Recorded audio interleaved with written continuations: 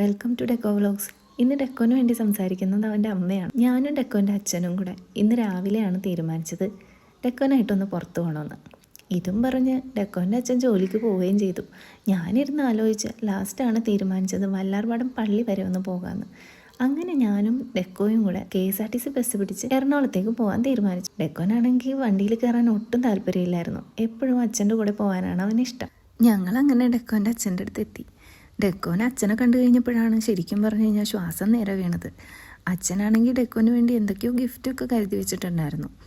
അവനത് കണ്ടതും ഭയങ്കര എക്സൈറ്റഡായി. അവന് ഏറ്റവും ഇഷ്ടപ്പെട്ട ചോക്ലേറ്റ് ആയിരുന്നു അതിൻ്റെ ഉള്ളിൽ. പിന്നെ 2 പസിൽസും ഉണ്ടായിരുന്നു. പിന്നെ അവനത് ഓരോന്നോരോന്ന് തുറന്ന് എൻ്റെ കയ്യിലേക്ക് തരാൻ തുടങ്ങി. അവൻ്റെ അച്ഛൻ ഇത്ര തിരക്കാണെങ്കിലും അവന് വേണ്ടി ചെയ്യേണ്ട കാര്യങ്ങളെല്ലാം ചെയ്തു കൊടുക്കാറുണ്ട്. അവൻ്റെ ഇഷ്ടങ്ങൾ എന്നേക്കാൾ കൂടുതൽ അറിയാവുന്നത് അവൻ്റെ അച്ഛനാണ്. ഞാനെപ്പോഴും എല്ലാത്തിനും കുറച്ച് റെസ്ട്രിക്ഷൻസ് വെക്കുന്ന കൂട്ടത്തിലാണ്. പിന്നെയും ഡെക്കോ ആ കവറിൻ്റെ ഉള്ളിൽ എന്തൊക്കെയാണെന്ന് അറിയാൻ വേണ്ടിയിട്ട് വീണ്ടും തപ്പിക്കൊണ്ടിരിക്കുന്നുണ്ടായിരുന്നു. അപ്പോഴാണ് അവന് മെറ്റൽ കാർ കിട്ടിയത്. അവൻ്റെ ഫേവറേറ്റ് ആണ് മെറ്റൽ കാർസ്. ഇപ്പോൾ കുറച്ച് നാളായിട്ട് ഞങ്ങൾ അവന് പ്രസൻറ്റ് ചെയ്യുന്നത് ഇങ്ങനത്തെ ഹോട്ട് വീൽസൊക്കെയാണ്. അതിൻ്റെ കുറച്ച് കളക്ഷൻസ് അവൻ സ്റ്റാർട്ട് ചെയ്തിട്ടുണ്ട്. ഇതും അവന് ഒരുപാട് ഇഷ്ടമായി.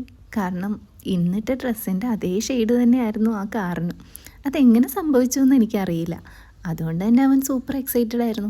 അവനോട് ഞങ്ങൾ 2 പേരും ചോദിച്ചു,